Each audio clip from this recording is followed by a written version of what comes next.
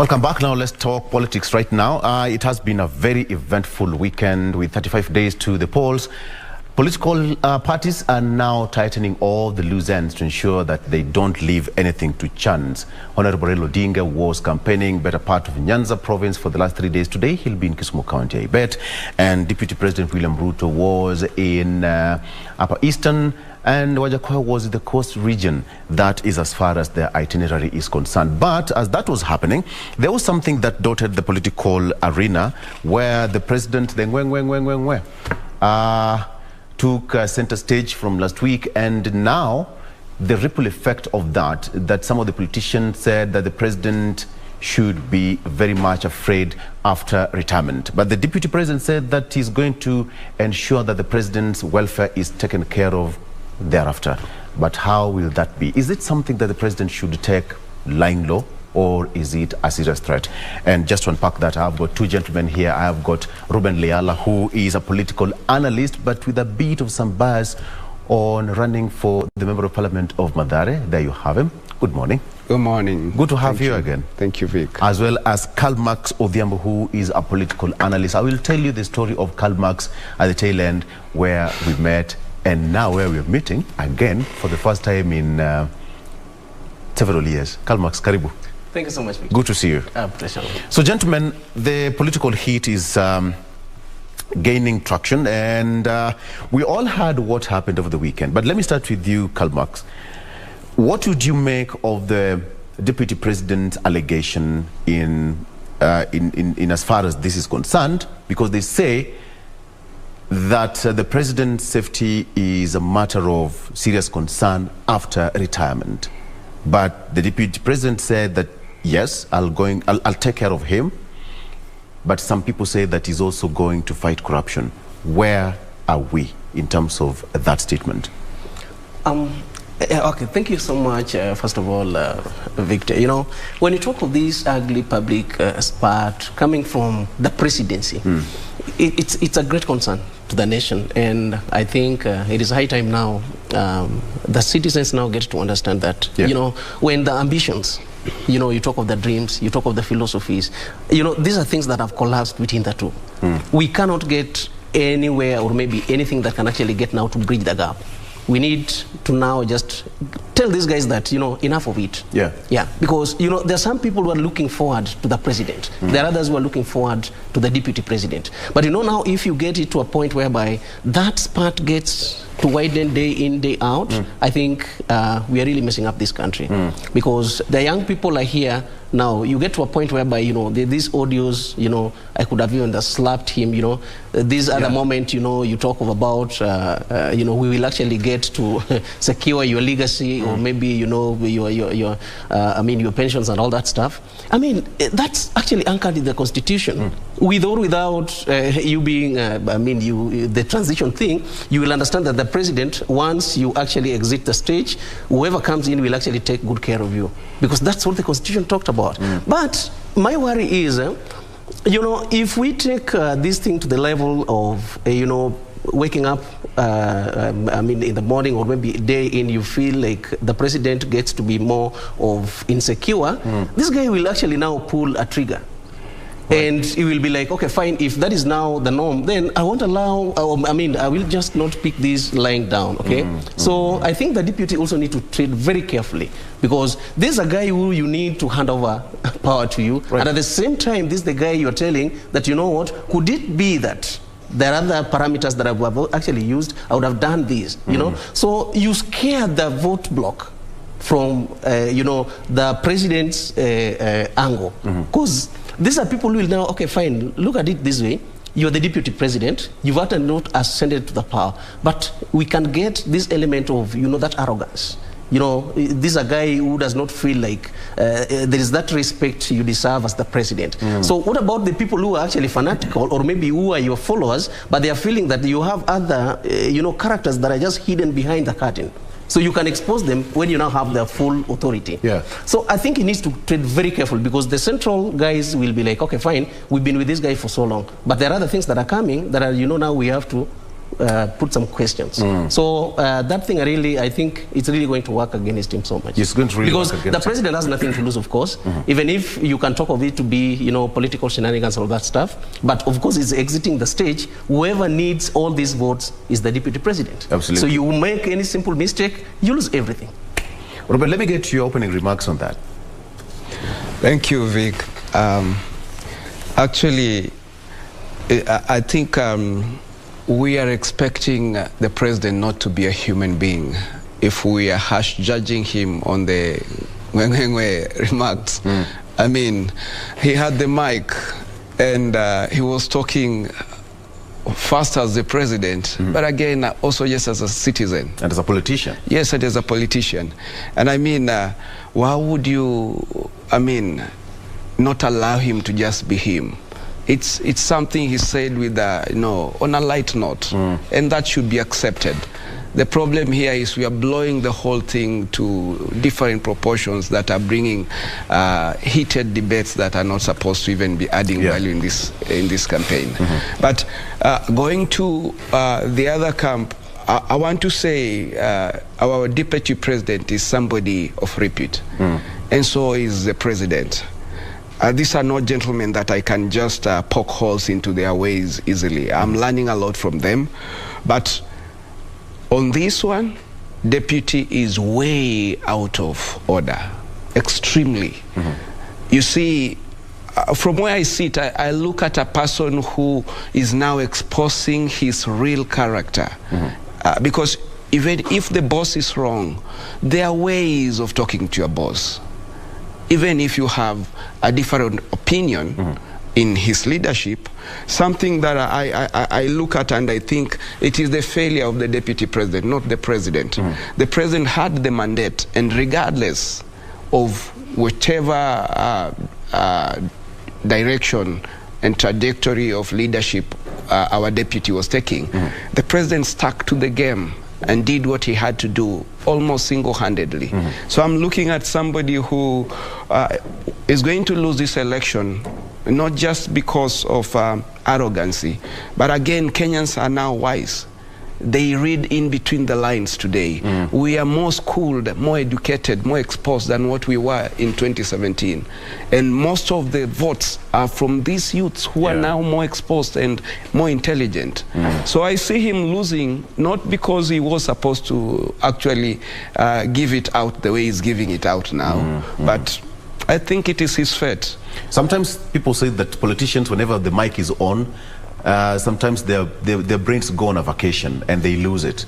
I don't know how whether that's true is Karl Max, but then when you look at the seriousness of this case and the utterance and the allegation, we've seen several heads of state, former heads of state across Africa or even across our borders facing prosecution because of corruption and 102.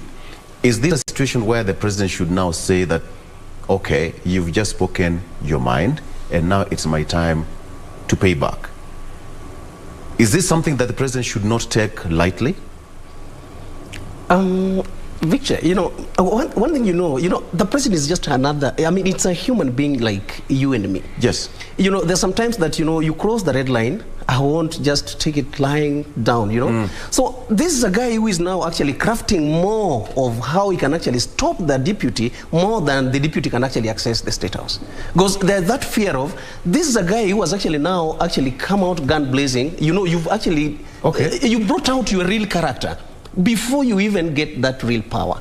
So they ask themselves, what about if now? Because this guy's drank the power before getting it. You know, that kind of arrogance, you know, you can just face your boss without even blinking your eye, and you take it easily, like everything is going to be normal and everybody will just take it, I mean, just without questioning anything. Yeah. This is the time that the deputy president needs to get back, and his advisors, by the way, they need to actually now get to brand this guy again. They need to tell him that, you know, when you're looking for power, there are other institutions that you cannot attack. There's other personalities or individuals that you cannot attack. These are the people that you need to embrace. As much as you might have your differences, but you need to measure your words. You need to always measure your steps. And even how you engage with them. There's some level of engagement that they will actually be monitoring. You know, the body language. How do you always get to interact with your boss, whether in public or somebody assumed that now this one was getting personal. Basically, and you know, if you get personal, that tells you what a character is. You know, these are not things you bought in the shop. So look at this guy now, you know, you are exposed to almost everything. The other time I just see, I mean, I watched this guy, you know, attacking the IG in front of the foreigners. Something very unfortunate. Unfortunate. How would this affect the vote turnout with 35 days to go? Reuben? I think, I know it's an English show, but let me put it better in Swahili. Siku ya nyani kufa miti yote inateleza. This guy, actually, I knew he was a worthy competitor to our coalition, Azimio side.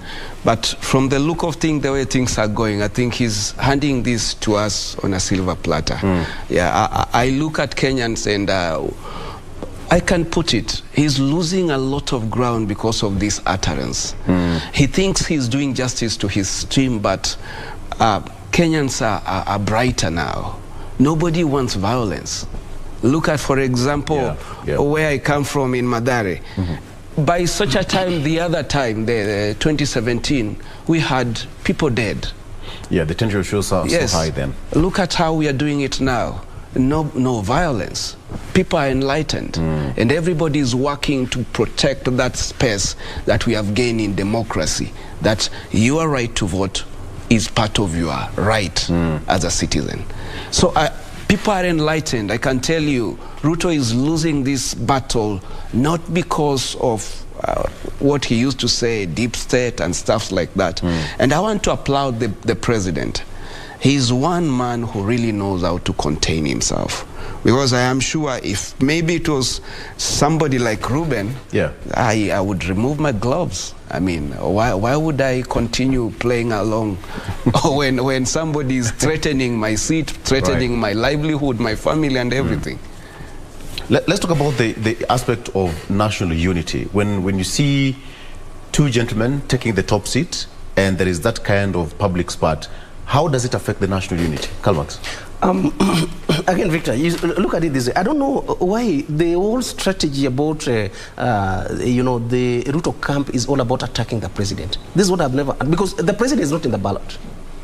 So why is it that almost every given attack actually is always geared towards him? That's one thing I don't understand, because their main, challenger here is Raila Odinga. So then there are people need to draw, you know, the schemers, the tacticians, you know, what they need to do is that let them draw a strategy that actually now gets to work in tandem with Raila. But, you know, I always question why they always look forward to only attacking the president. Now, the more you attack the president, that unity we are talking about, because, you know, the handshake actually brought that calm we are talking about. You know, that peace, that environment to thrive in your businesses, that environment of, you know, you can interact, you can move anywhere without any problem. Now, by the time the president and the deputy, who also actually did the same by saying, you know, we came together to bring the country together. Today, you are attacking the same boss that 2013 you were actually working together. So these are the people now saying, okay, fine. It seems when you're looking for something, then you don't always mind about that unity. Thereby, it is okay for you to look for that power, then actually sidelining the people who does not actually aspire to your ambitions, okay? So this is also going to work against me, because that's why I'm telling you more, okay, you know what he's doing is actually consolidating his base, but actually now slicing other people who does not actually aspire to his ambitions or maybe his ideas, okay? So the people from Central, I think they will be like, okay, fine, we have to get back to the drawing board. As much as we were actually getting to, like, we are liking this guy, but he's also showing us some other characters that we didn't see coming. So before we get to the ballot, we have to rethink. And that is what is going to make this guy actually lose, not because somebody has, this thing, you know, you call that deep state, whatever. Then let me tell you something. You know, when we were going to primary schools, there are those times that, you know, there's this guy who is always a bully. Each and every time, you know, you leave classes, he will have to hit you. The next minute you buy something, they will always, you know, they grab them and all that. So there's a time you will say, enough of this nonsense. Even if you want to kill me today, go ahead, do it. And that is the day you will beat that guy. So the president will be like, okay, fine, you've been campaigning for the last 5 years. You've not given me any space, even to do anything. Of course, the ones that I'm doing is because I also get somebody who understood me, and through the handshake, this guy gave me an opportunity to now to thrive on the environment that you didn't want to give me space. So what am I going to do? You've actually beaten me more than 5 years. Do you expect me to leave you now just to go ahead and I give you the transition that is simple? The president will beat this guy hands down. That's a larger way of looking at it, that he's been beating you for more than 5 years. Okay. But look at, let me just also ask you the same question. In terms of national unity, we are 35 days to the polls, and such a time in 2007, the tension was so high in this country that after the election, it all exploded. And when you see these two gentlemen having that public spat, you know, the prosecution bit of it, the fight against corruption should be everybody's concern, all right? Whether you are in position or not, you have to fight it in that little or that small space that you have to fight corruption. But the bigger picture here is, Reuben, in search of votes, how will the deputy president undo whatever now, because the damage is done, and Kenyans are so fast in disseminating such kind of messages.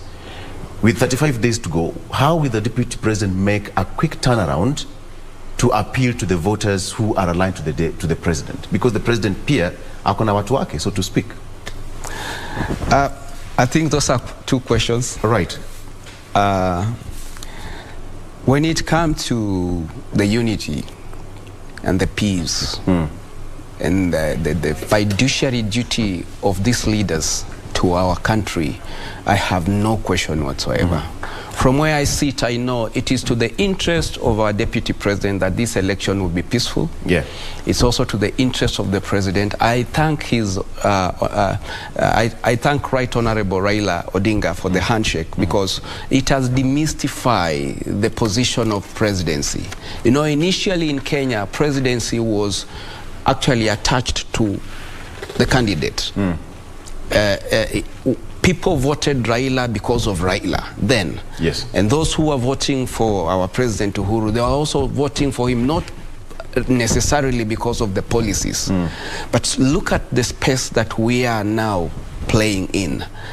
Most of us are making decisions based on the character of the person, the leadership that he brings on the table, the policies, the manifesto. So I'm looking at a situation where in terms of peace, unity, the character of our leadership, it's getting better. I'll give it to our opponent, the deputy president. I will also give it to the president, and much more so to Right Honorable Raila Odinga. So the country actually is in the right trajectory, if you ask me. Yes. About what Ruto needs to do to change it, I can't say it. I mean, I'm biased. I want him to fail.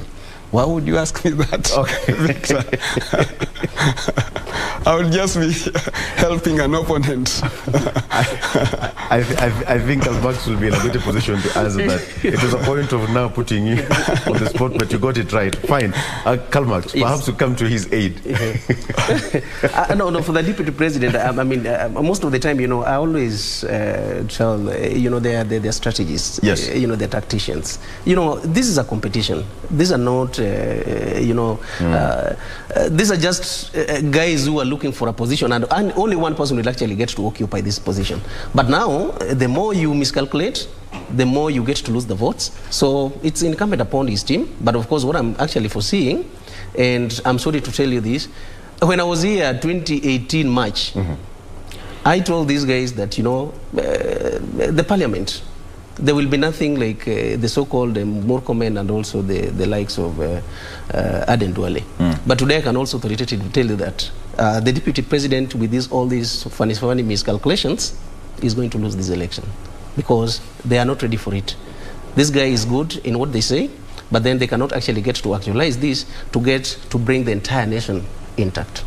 And that is where now the prime minister is now beating them in this game, because he was given enough space, but then he could not consolidate quite a number to make the so-called unity we are talking about. Because do you know why the country is so, you know, you can't even feel like we are in electioneering period.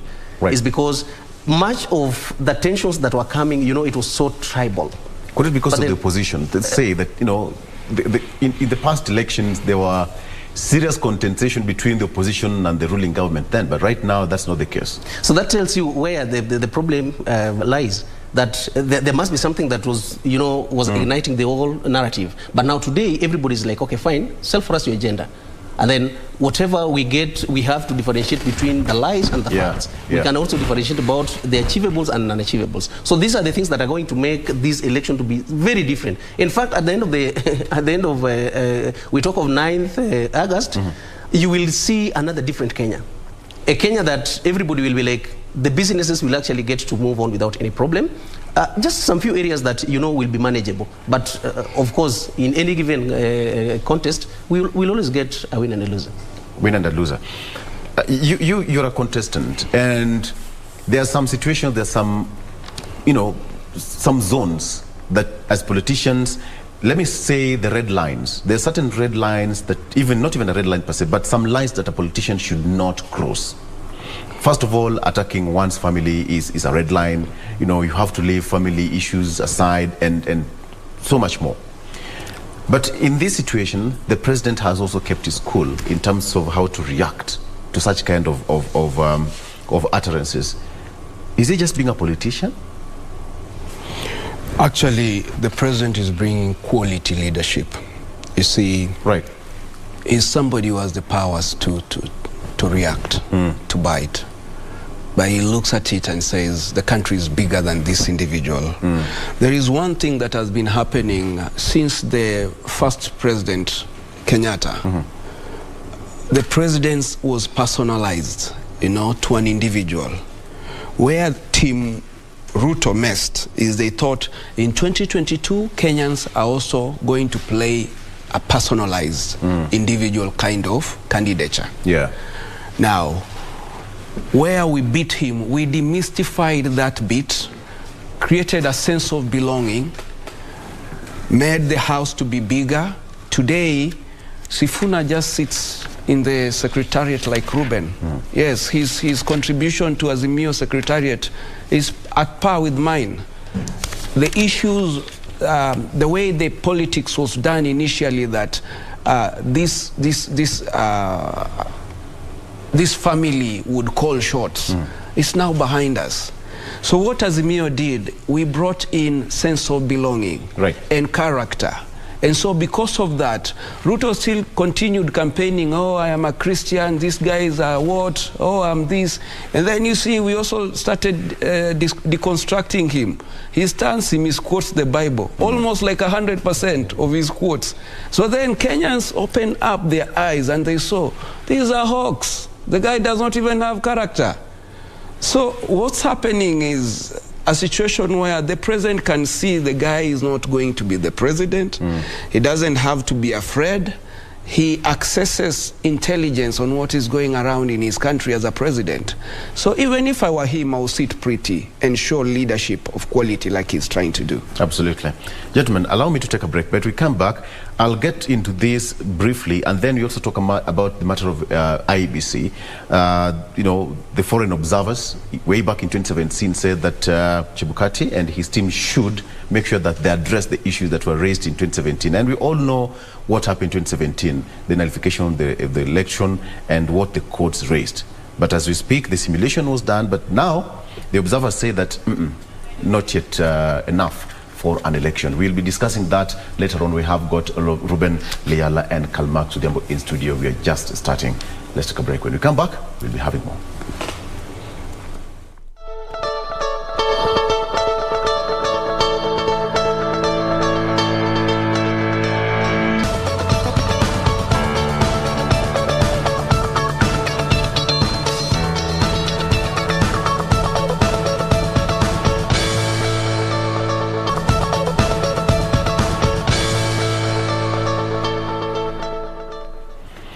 Welcome back. Eye on Politics still on. I have got Karl Max Odhiambo and Reuben Liyala in studio, who is also vying for that Member of Parliament seat in Mathare constituency. All right, gentlemen, as we come to the end of this one, let me ask you, Karl Max, so the damage has been done. So what do you think the Deputy President should do and his team to undo what has been done? Because the message is already out. Too little, too late. Because, Kenyans are very funny characters. Actually, Kenya is a comedy country, for your information. They always love, what you don't expect, that is what they do. So I think they've been waiting for that time to now display their real style of voting. And the deputy president has actually played, safely on their hands. And they are going to demonstrate it purely that, this is what you've been doing. Yeah. And you've actually disrespected the president for all this time, but then you could not actually come out clearly to do that. But now you've shown us exactly who you are. And that fear of, the undecided voters are so many that by the time they will realize there is a mistake or a loophole somewhere, they will actually come to fix it. So this is the time. It is now the people who are not actually ready to go and vote that are now going to now demonstrate that comedy I'm talking about, okay? That, we were just waiting to see where to land. And this is now our landing point. So their soft spot is now, we've seen exactly how everything has actually emerged, and this is the right time for us now to do it. And second to that, I also have the worry, with the deputy president, it seems that, to me, there must be something wrong. You can't be such public figure that you cannot measure your words, whether in public or in private. The same people you try to accommodate and also tell them all those nice and good things. These are the same people that one day, one time will also work against you. But again, how will they take you? Because the same information you are using to attack your boss, they can also use the same to attack you. So, life is two-way traffic. Ukata mbele na nyuma. So by the time he believes that, I can just get out, I just spew venom, and anger, and I don't care about what happens, and this thing, I'm only looking forward to just have the presidency without accommodating almost everybody on board, then I think that is the undoing. So he needs to get back and now ask himself, is it really a matter of life and death? Yes. If I win, if I lose, is it that the country must actually come down? No. We cannot bring a country down just because you didn't actually calculate well. So because this is the time that now he needs to start thinking outside the box. I think the next coming week is going to be interesting on how that is going to be handled, having in mind that politicians will always get a very small opportunity and they will run with it. True or false, Reuben? Perfectly said. All right. So, gentlemen, let's talk about the issue of IEBC. It's a matter of, because the focus about IEBC can never be overemphasized. Honorable Raila Odinga raised this issue around 3 weeks ago with the IEBC at Bomas, some of the concerns, and the Chebukati-led team also said that some of the issues had been addressed. But we have got observers coming to the country, and of course, by law, we have foreign observers to come and check on how the elections are. But now, according to the analysis, it reveals that some of the issues, there's some of the lapses in transmission. And if you go back to the 2017 general election and the nullification of that election, the Supreme Court nullified that election based on the transmission and the process. And when you hear some of the concerns raised, let me just give a background. A delegation further raised issues with IEBC's purported acquisition of satellite modems for the polling stations without 3G network, something that was raised. Again, low levels of voter education, gaps in public awareness about election administration procedures and instances of disinformation, hate speech, and online violence against women and other challenges that have been raised. When you look at this, let me start just by the issue of transmission and the network, the 3G. It's an issue that has been raised before. Let me start with you, Reuben. In terms of the transmission of an election result, IEBC said that they are good to go. But when you have got observers still raising that concern, is that something that IEBC should now be worried about? Thank you, Victor. I wish Kenyans would hear me on this. Honestly, let me use an analogy. If today 10 people came to me and started telling me that my wife is cheating on me, I'll start believing it, regardless of how perfect she is as a mother and as a wife. There is no career, there is no profession called that election observer profession. All these people are selected cutting across all profession. Yeah. And I wish they would be educated first. They would be being an election observer. There are things you do not say outside there You go to the boardroom, ask clarification. What are they doing? Where are they? Why are things as they are? Like, for instance, Kenya is not 100% covered by G3. G3. Yes. Coverage, right? Yes. So does it mean that we are going to deny those Kenyans who are not covered their rights to vote? Can't we acknowledge that, yes, there are strides we have made? And IEBC is not the right institution to bring these network coverages across the country. So you can't actually stand and blame IEBC for that. The two-thirds gender. If Kenyans vote more male than female, I mean, will you now say IEBC is biased? They can only do so much. And remember, all the men who are going to be voted in, they have equal rights to vie. Right. Yes. So if by the end of this exercise we have more men again in parliament than ladies, you cannot go again and bash IEBC. I mean, look at it the way it is.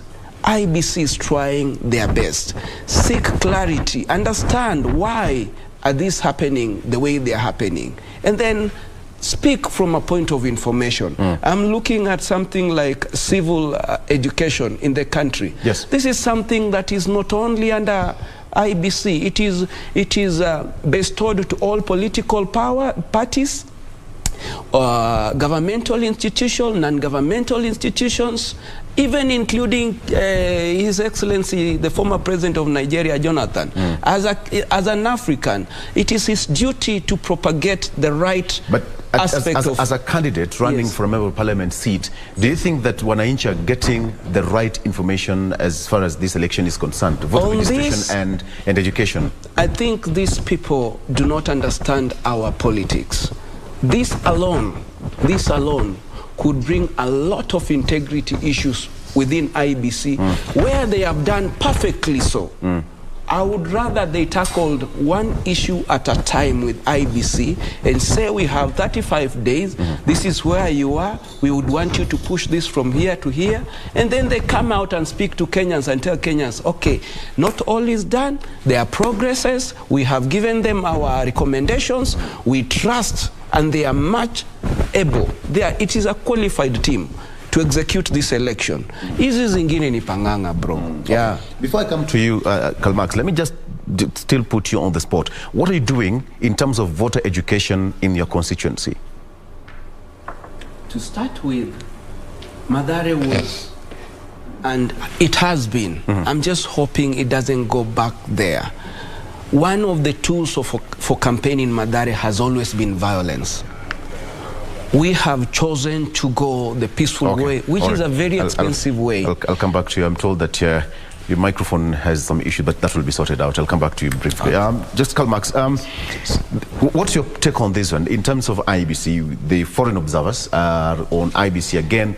They've raised a myriad of issues there, low levels of education, instances of that is violence, hate speech, online violence against women, and other challenges. And again, another one, they said other challenges that they highlighted, including verifiability and open election results data, importance of IEBC communications to promote public confidence, voter registry, voter education, participation of youth and people with a disability, and candidate certification. Some of these issues raised.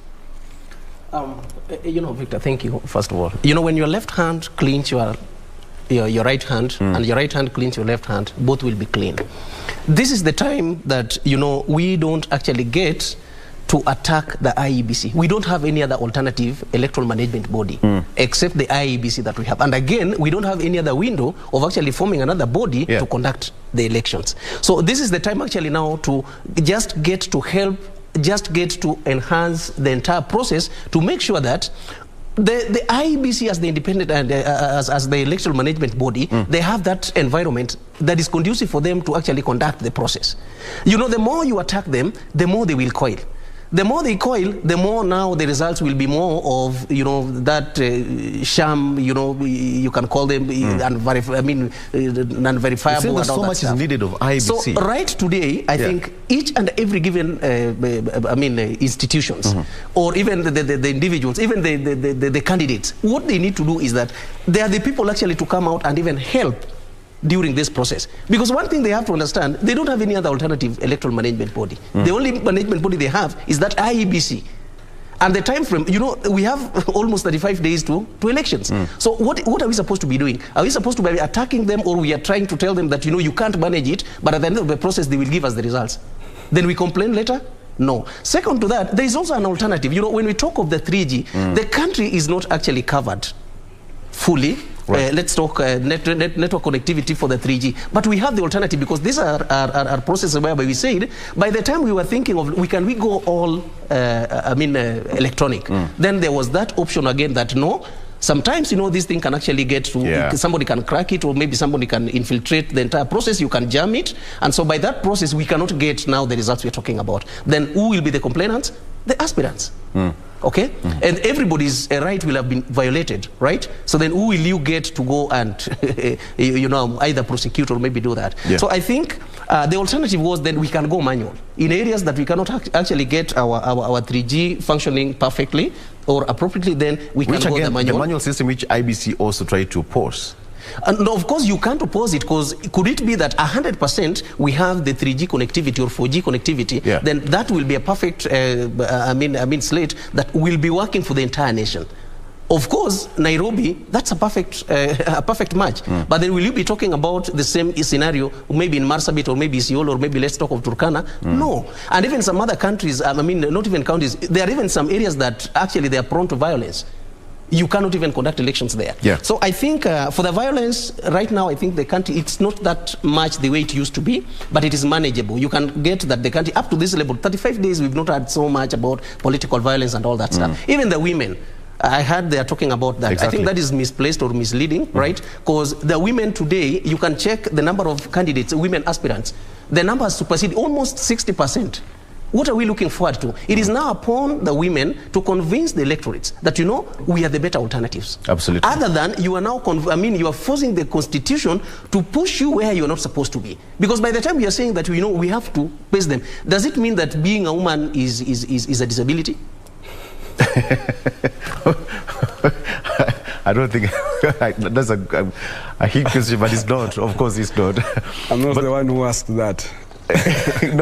No.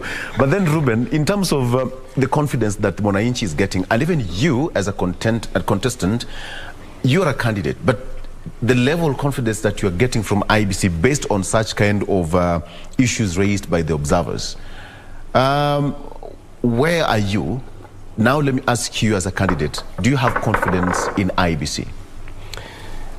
And that's why when I was asked the question first concerning IEBC, I said, let me speak to the country. I have, as a member of PPLC, as a member of Finance Committee, PPLC, as a Secretary General, as an official within the ranks of a register of a political party, we have worked with IEBC. I know, I am convinced, they mean well for the country. They are doing what they need to do. There will be some, hiccups here and there, but it is not right to look at them as if they are desperately trying not to achieve a free and fair election. That is not them. And I'm not saying that because this is 2022. I have worked with these people as an official in PPLC for all these 5 years. And I can stand and tell Kenyans, the truth is, they truly want a free and fair election, if only even for their own interest. I know their fiduciary duties to this country. That I can state. What I want to demystify again is this bit of us not voting our sisters, and then we want to use constitution.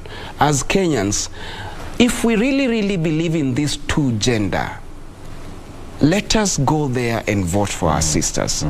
Let us not get to be a complaining nation. There is an opportunity before us. All parties were asked to actually meet that requirement of 3 gender within the ranks of their candidates. And all the parties that are fielding candidates met that particular requirement. So if we are not going to achieve that in the parliament, then we need to know it is Kenyans who have decided. It is Kenyans who have decided. Yes, and we should not take because that as election is a competition, it's not an appointing position. It is not. Yeah.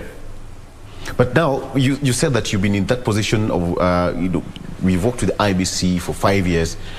Perhaps some of the misses and the hits that the Chebukati and his team have so far made? A situation like when I hear our opponents saying that manual register should not be used, I look at them and I ask myself, honestly, are we not being blind to the reality of this life? Because even if it is going to be handled digitally 100%, there is what is called management of technology, which will still be done by a human being. Probably an engineer like myself, who still can manipulate. In fact, chances of me manipulating result in transmission are higher on digital side than manual.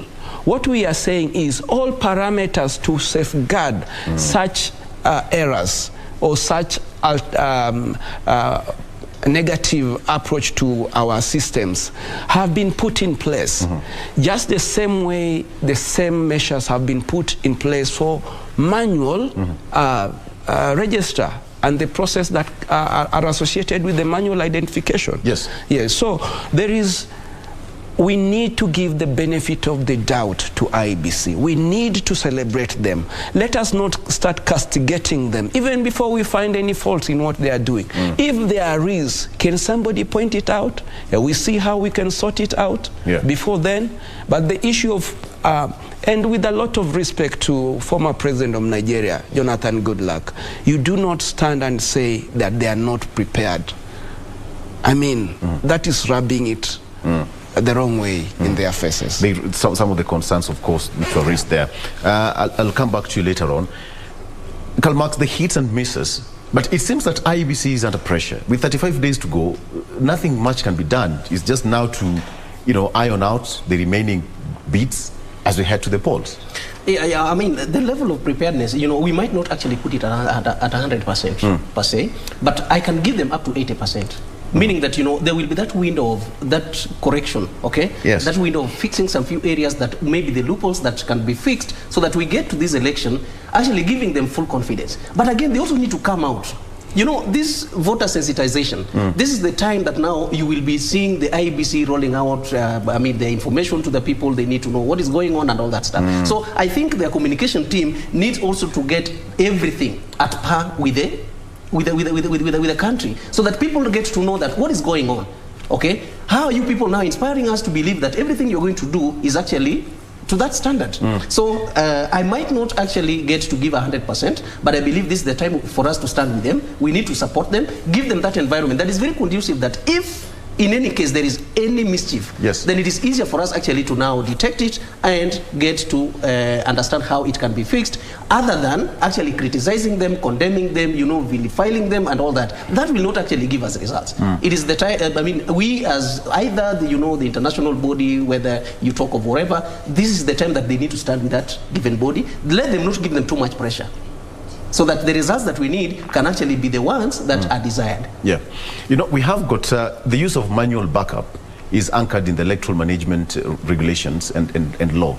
But when Chebukati said that it's going to be 100% digital, someone can go to court and challenge that decision because it's anchored, as you correctly put it, in some areas where we have got Turkana, this side of Moyale, what have you, where you don't have enough network coverage, and yet you don't have a manual backup. Then what would be the alternative? Chebukati is a smart chap. He actually mastered his art very well.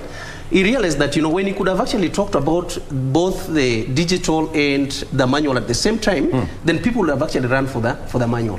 So he threw this thing back to the members of parliament. You get my point? Are you trying to bubble Chebukati's secret? No. Let me tell you. What I'm telling you, this guy, he knew very well. You're trying to expose his secret. No, get this. Election. You're dealing with the characters that always, they can actually fix you on almost everything. Okay.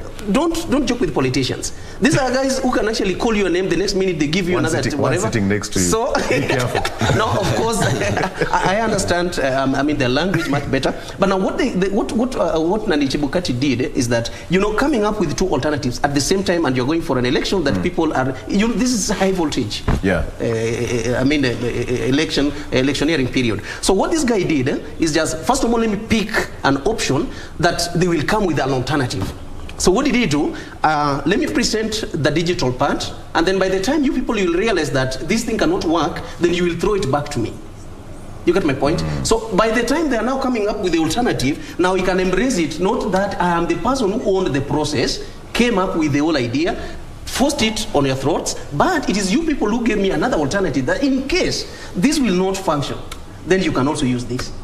So it was not a one-man show. He just wanted actually this thing to be owned by the entire stakeholders. And they did it. That's a different way of looking at it. I would say actually that's a different way of looking at it. I've just said that he's trying to bubble Chebukati's secret of how to handle an election. Yes, Reuben. As you rightfully put it, Vic, we need just to handle our election based on the law. What is right within the law should suffice. And according to me, both manual and digital are acceptable.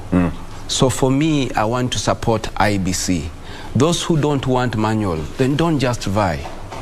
Yes. Yeah. Because we have lived in this country with these laws for all these 5 years. Why should you come and then say that I will not support the manual register? Yet it is anchored within our law. I'm happy, Baba is happy with manual and digital, and so I sit pretty knowing that from where I sit, Azimio is well placed. If an election was... Addition, yes. In terms of verifications, you will say that we've actually gone, digital. Of course, there will be that stuff done, but then the verification part of it would mean there must be something that you can actually use to actually verify it. Right. So that is where the manual comes in. You just go, okay, fine. For you to detect fake, there must be something genuine, right? So the genuine and the fake, what can actually distinguish the two is that one had the original and the other one had the fake one. So that's why now they have to do, if they do the digital, and also there will be a backup for the manual, just in case. Now you do a polling station, you can verify with what was actually captured down there, vis-a-vis what has actually been displayed within the national tab. Okay, let me ask you this, Reuben.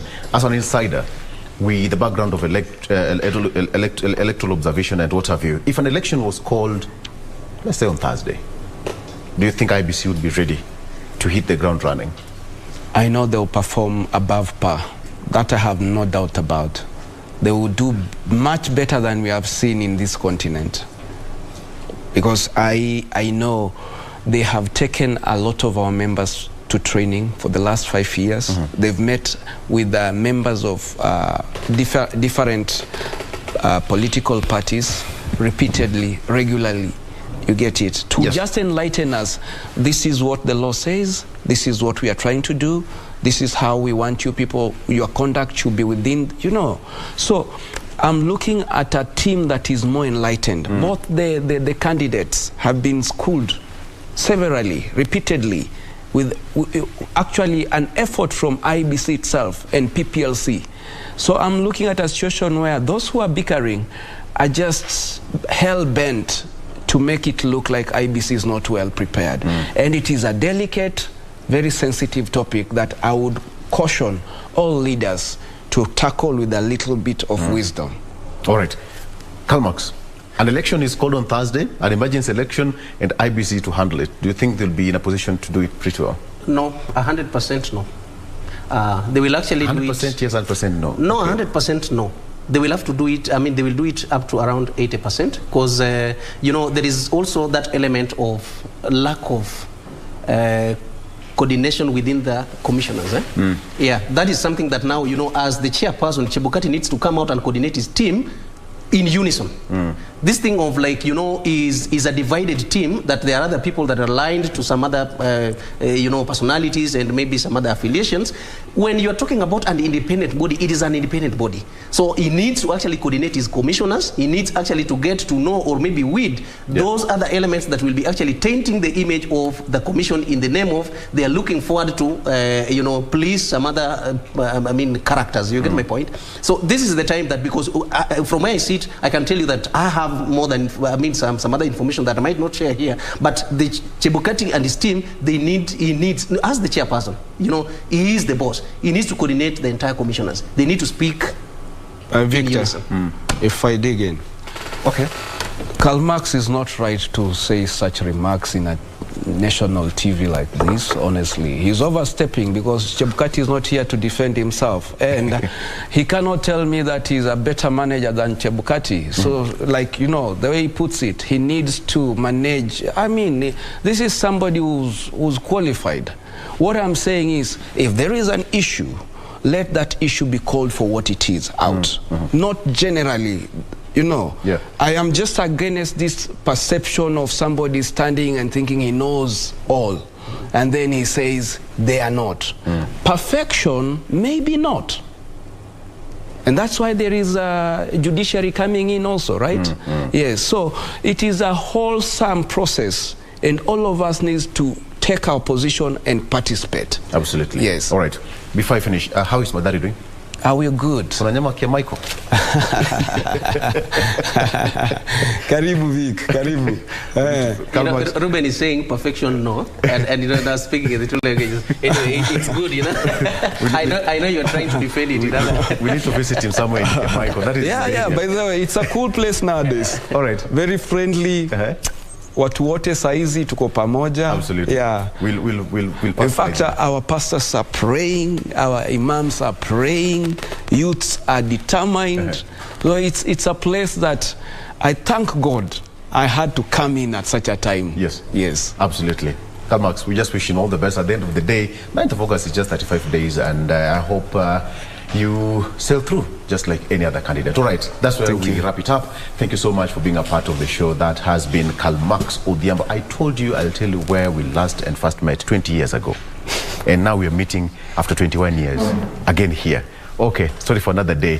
Thank you so much for joining us. That has been Karl Max Odhiambo and Reuben Liyala, who is also a candidate, Mathare constituency here in Nairobi. All right, so let's take a break, and we come back. We still have got much more on the other side of the break. Stick around.